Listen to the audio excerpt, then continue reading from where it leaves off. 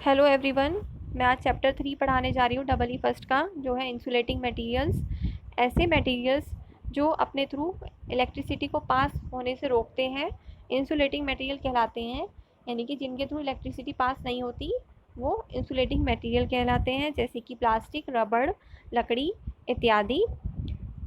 इनका क्लासिफिकेशन हम कई प्रकार से कर सकते हैं। पहला है on the basis of state, यानी कि स्टेट के आधार पर। 3 तरह के होते हैं ये, सॉलिड, लिक्विड और गैस। सॉलिड में वो आते हैं जिनका शेप और वॉल्यूम, यानी कि जिनका आकार और आयतन दोनों निश्चित होता है, जैसे कि ग्लास, रबड़, लकड़ी आदि। वो वाले हमारे सॉलिड इंसुलेटिंग मटेरियल कहलाते हैं, जिनका शेप भी निश्चित हो और आकार भी, वो वॉल्यूम भी निश्चित हो। सेकंड है जैसे लिक्विड। लिक्विड में जिनका शेप निश्चित नहीं होता लेकिन उनका वॉल्यूम निश्चित होता है, तो वो हमारे कहलाते हैं लिक्विड इंसुलेटिंग मटेरियल, जैसे कि bromine, distil water, transformer oil इत्यादि।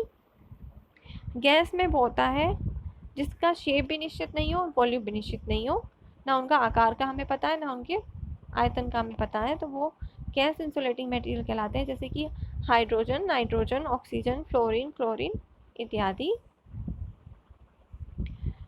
उसके बाद है on the basis of chemical nature. Chemical nature के आधार पर ये 3 तरह के होते हैं, ऑर्गेनिक, इनऑर्गेनिक और हेट्रोऑर्गेनिक। ऑर्गेनिक में वो आते हैं जिनमें कार्बन के कंपाउंड होते हैं, यानी कि जो कार्बन की यौगिक से बना हो वो ऑर्गेनिक कहलाएगा, जिसमें कार्बन का कोई ना कोई यौगिक हो, जैसे पेपर, प्लास्टिक, टेफ्लॉन, पॉलिस्टर इत्यादि।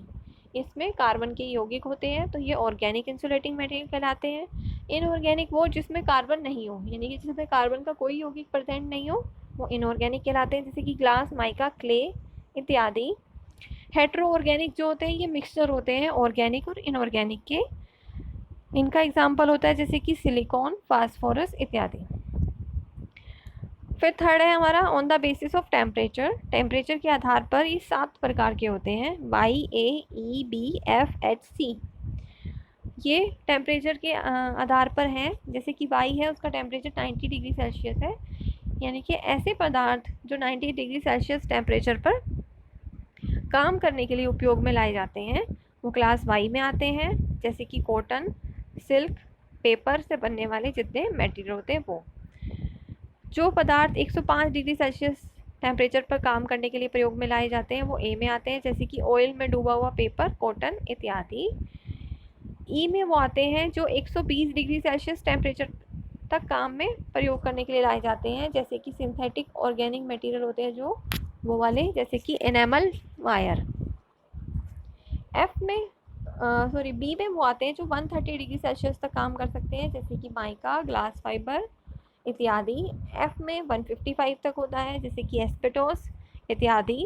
एच में 180 डिग्री सेल्सियस होता है, जैसे कि माइका, ग्लास फाइबर, एस्पेटोस, इनका मिक्सचर करके कोई पदार्थ जो 180 डिग्री सेल्सियस तक काम कर ले वो।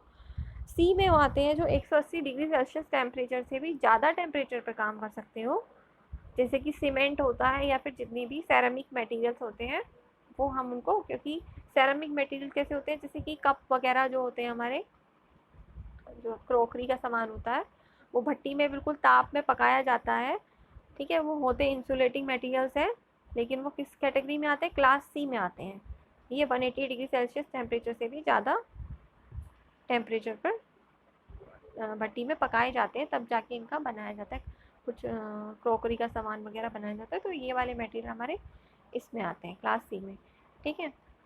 तो आप ये सब काम नोट कर लीजिएगा चैप्टर 3 में इंसुलेटिंग मटेरियल क्या होते हैं और इनका क्लासिफिकेशन। इससे नेक्स्ट मैं आपको नेक्स्ट वीडियो में बताऊंगी। Thank you so much.